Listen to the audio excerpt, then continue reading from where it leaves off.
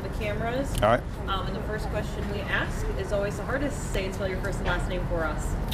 Garrick, Garrick, Vickery, Vickery. And then tell us your involvement with the Brian Mann case. I was the lead prosecutor. And tell us a little bit about what happened in today's sentencing. Today's sentencing was fairly short as far as sentencings go.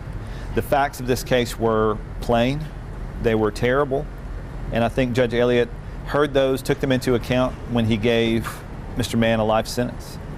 And then Elliott seemed very emotional today towards the sentencing. Have you ever seen a judge come out and say the kind of stuff he said today about, I want you to personally contact me if he's up for parole?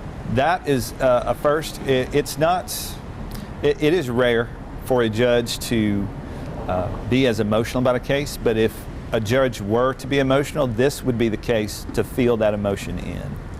And how are you feeling about the life sentence? Is that exactly what you guys wanted? It is. That's what I asked for from Judge Elliott. I feel that that's fair based on what Brian Mann did to his wife Hannah by slowly poisoning her over months, watching her deteriorate and almost die. And just kind of tell me just how you feel about this case overall. Seeing Mann taken off in cuffs, taken to prison today. How are you feeling? It's tough for sure, because we've seen the best and worst of humanity all in one case. What Brian did was awful. I can't imagine anything worse in terms of a husband and wife. But Hannah's response and her family, they've been so upbeat and positive throughout this whole process, which has dragged on for years. That's the silver lining that we have for this case. Talk about the importance of today getting justice for Hannah. It's hard to say that this was justice, because she will suffer for the rest of her life based on what he did. We can never give that back to her. This as close to justice as we can get, so for that we're thankful. Talk about the severity of the case, kind of how the punishment fits the crime.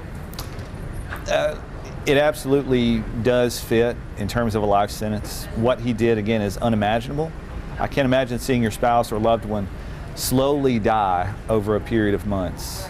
To watch that, to watch her be unable to walk or eat in front of her children, and to continue doing what he did.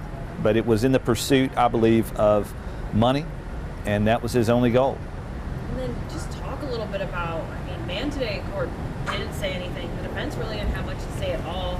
And then during his trial, he was snickering during closing statements.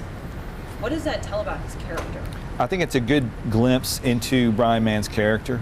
I don't know if he didn't take this seriously. I don't know if he takes anything seriously outside of himself and his pursuit of money.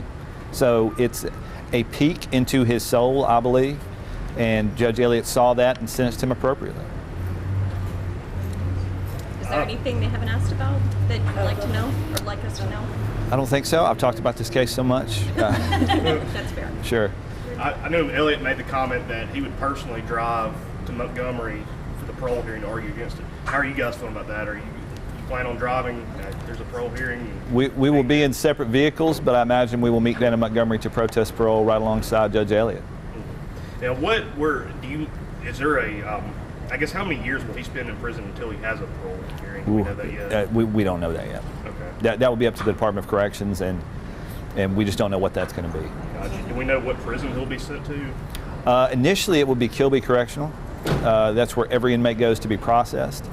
From there, they will make a determination of which prison is appropriate for him.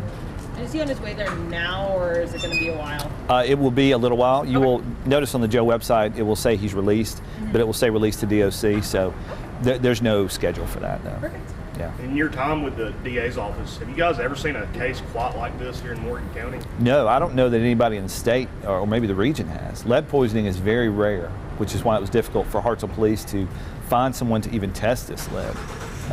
So no, this is as rare as a case gets.